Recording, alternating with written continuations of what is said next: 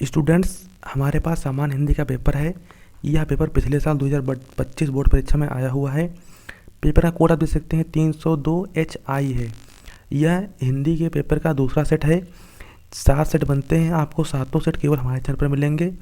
आइए देखते हैं इसमें कौन से क्वेश्चन आए हुए हैं और जितने भी पेपर बोर्ड परीक्षा में आए हुए हैं Hindi, English, physics, chemistry, math, history, geography, biology, कक्षा 10 और 12 के दोनों के सभी विषयों के सभी सेट के सॉल्यूशन वीडियो आपको हमारे चैनल पर मिलेंगे।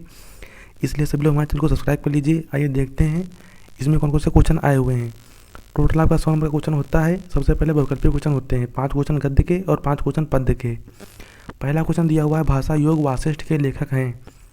तो योग वासिष्ठ के लेखक राम प्रसाद निरंजनी जी हैं। दूसरा ऑप्शन बी वाला आपका सही होगा।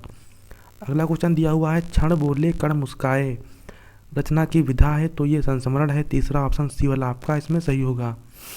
अगला क्वेश्चन देखते हैं, चंद्रधर शर्मा गुलेरी द्वारा लिखित कहानी है, सुखमय जीवन। तीसरा ऑप्शन सी वाला आपका इसमें सही होगा। अगला क्वेश्चन है, शुक्ल युगीन लेखक हैं। तो शुक्ल युगीन लेखक महावीर प्रसाद द्विवेदी जी हैं। दूसरा ऑप्शन बी वाला आपका सही होगा। अगला क्वेश्चन है, शुक्लोत्तर युगीन रचना है। तो शुक्लोत्तर युगीन रचना निराला की साहित्य साधना है। चौथा ऑप्शन डी वाला आपका इसमें सही होगा। इस तरह से ये 5 क्वेश्चन गद्य के दिए हुए थे। अब 5 क्वेश्चन पद्य के देखते हैं। पहला इसमें क्वेश्चन दिया हुआ है, एकांतवासी योगी कविता के रचनाकार हैं। तो इसके रचनाकार श्रीधर पाठक जी हैं। तीसरा ऑप्शन सी वाला आपका सही होगा। अगला क्वेश्चन दिया हुआ है, द्विवेदी युग के कवि हैं। तो द्विवेदी युग के कवि रामनरेश त्रिपाठी जी हैं।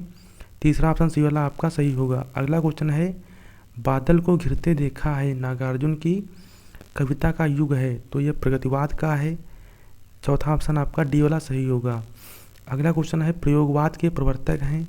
प्रयोगवाद के प्रवर्तक अगेय जी हैं। पहला ऑप्शन ये वाला आपका सही होगा। अगला क्वेश्चन है, तार सप्तक के प्रकाशन वर्ष हैं।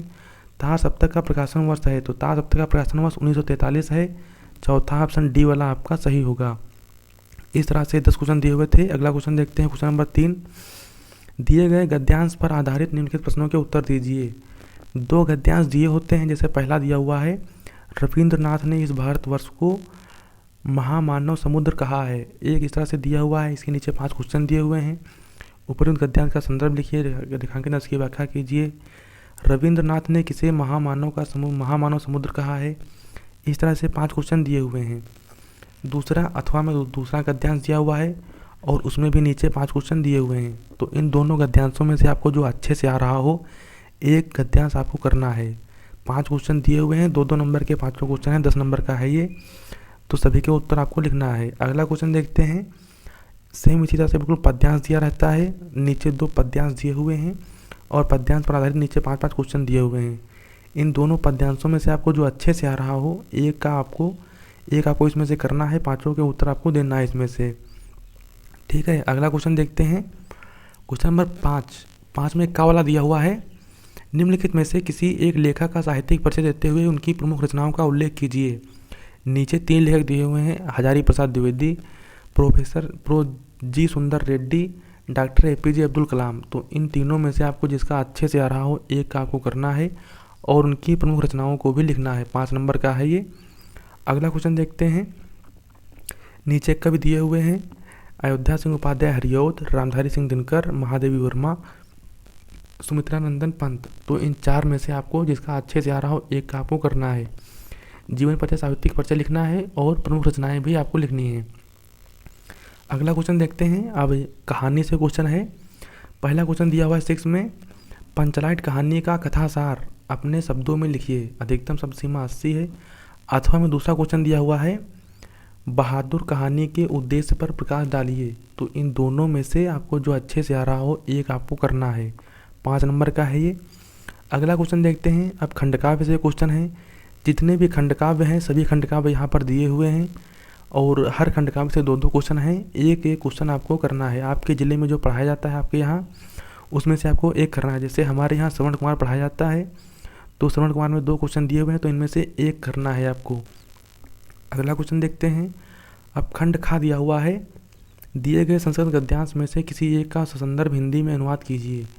2 गद्यांश नीचे दिए हुए हैं, पहले आपको संदर्भ लिखना है और फिर आपको हिंदी में अनुवाद करना है। तो इन दोनों गद्यांशों में से आपको जो अच्छे से आ रहा हो एक आपको करना है।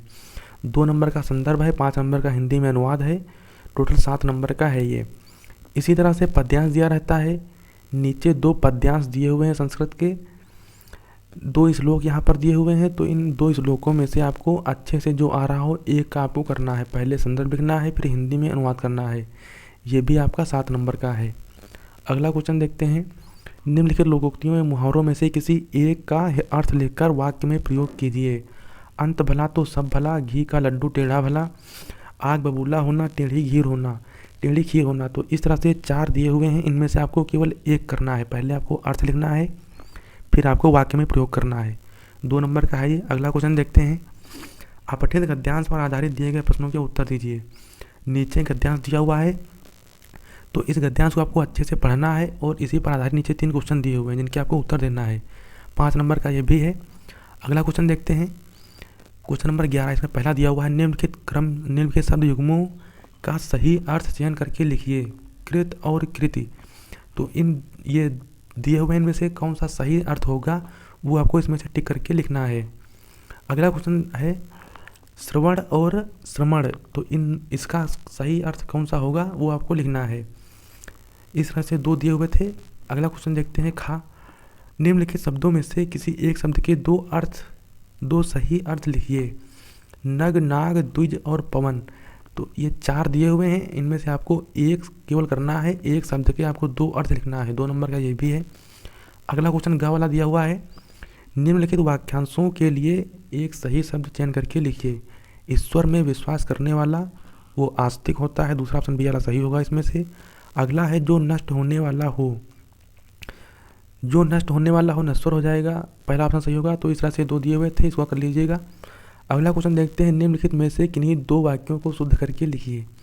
नीचे 4 वाक्य दिए हुए हैं, जैसे पहला है, मोहन ने अलमारी खरीदा, तो मोहन ने अलमारी खरीदी ये हो जाएगा। मेरा बाल सफ़ेद हो रहा है, मेरे बाल सफ़ेद हो रहे हैं। इस तरह से आपको 2 वाक्य शुद्ध करके लिखना है। 2 नंबर का ये भी है। अगला क्वेश्चन देखते हैं, क्वेश्चन नंबर 12। इसमें दिया हुआ है, श्रृंगार अथवा वीर रस का लक्षण लिखते हुए उदाहरण सहित लिखिए। फिर है रूपक अथवा अनुप्रास अलंकार। अगला है चौपाई अथवा दोहा छंद। तो सब में 2 दिए हुए हैं, सब में से आपको एक करना है। जो अच्छे से आ रहे हों एक इसमें से आप कर लीजिएगा। अगला क्वेश्चन देखते हैं, अब प्रार्थना पत्र का क्वेश्चन है, विद्यालय में रिक्त लिपिक पद पर नियुक्ति हेतु विद्यालय प्रबंधक के नाम आवेदन पत्र लिखिए। एक इस तरह से दिया हुआ है, दूसरा भी दिया हुआ है। तो इन दोनों में से आपको जो अच्छे से आ रहा हो एक आपको करना है। 6 नंबर का है ये प्रार्थना पत्र, एक आपको लिखना है। अगला देखते हैं क्वेश्चन, अब निबंध दिए हुए हैं, नीचे 5 टॉपिक दिए हुए हैं। आतंकवाद की समस्या, कारण और निवारण, अंतरिक्ष में भारत के बढ़ते कदम, बढ़ती जनसंख्या और रोजगार की समस्या, विद्यार्थी जीवन में अनुशासन का महत्व, पर्यावरण संरक्षण की आवश्यकता। नीचे 5 टॉपिक दिए हुए हैं। इन 5 टॉपिक में से जो आपको अच्छे से आ रहा हो एक आपको निबंध लिखना है। निबंध आपका 9 नंबर का है, कम से कम 3 से 4 पेज का लिखिएगा ताकि बढ़िया नंबर मिलें। तो इस तरह से पूरा पेपर दिया हुआ था। सामान्य हिंदी का दूसरा सेट है। इस पेपर में आपको कहीं पर भी कोई डाउट हो या कोई प्रॉब्लम हो तो आप कमेंट कर दीजिएगा, आपको मैं रिप्लाई कर दूंगा। और जितने भी पेपर हैं सभी पेपर के सोल्यूशन देखने के लिए आप हमारे चैनल पर विजिट कीजिए एक बार, देखिए आपको सब एक तरफ से पेपर ही मिल जाएंगे। और कक्षा 9 से 12 तक की हमारे चैनल पर फ्री में तैयारी कराई जा रही है, इसलिए सभी लोग हमारे चैनल को सब्सक्राइब कर लीजिए। धन्यवाद, जय हिंद।